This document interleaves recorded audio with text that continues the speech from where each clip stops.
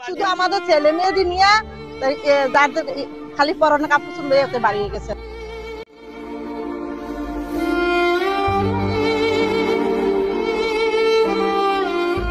ভয়াবহ বন্যায় ভাসছে দেশ, তলিয়ে যাচ্ছে ফেনী ও নোয়াখালী ও কুমিল্লা জেলা, প্লাবিত সিলেট।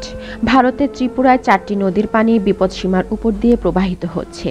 কয়েকদিনের টানা বৃষ্টিতে ভয়াবহ বন্যা দেখা দিয়েছে ভারতের ত্রিপুরা রাজ্যে। এতে এখন পর্যন্ত 7 জন নিহত হওয়ার খবর পাওয়া গেছে। নিখোঁজ রয়েছেন আরও কয়েকজন। ত্রিপুরায় একটি সংবাদ মাধ্যমে জানা যায়, 1993 সালের পরে প্রথমবারের মতো ত্রিপুরায় ডুমুর জল বিদ্যুৎ প্রকল্পের বাঁধ খুলে দেওয়া হয়েছে। বুধবার স্থানীয় সময় সকাল 8:35 পর্যন্ত বাঁধের 3টি গেটের মধ্যে একটি গেট খুলে দেওয়া হয়েছে। এর ফলে পানি ঢুকেছে বাংলাদেশে ব্রাহ্মণবাড়িয়া, মৌলভীবাজার, ফেনী এবং সিলেট জেলায় প্রবেশ করেছে। ফেনীর ফুলগাজী, পরশুরামের বন্যা পরিস্থিতির যথেষ্ট অবনতি হয়েছে।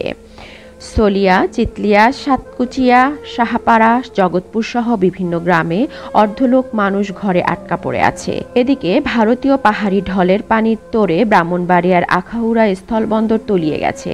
পানি উঠেছে আশেপাশের অন্তত 10টি গ্রামে।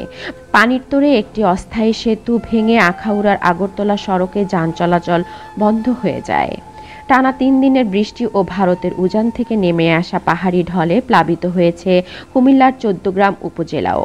পানি ঢুকেছে হাসপাতাল, সরকারি অফিস এবং ব্যবসা প্রতিষ্ঠান সহ মানুষের বাসাবাড়িতে।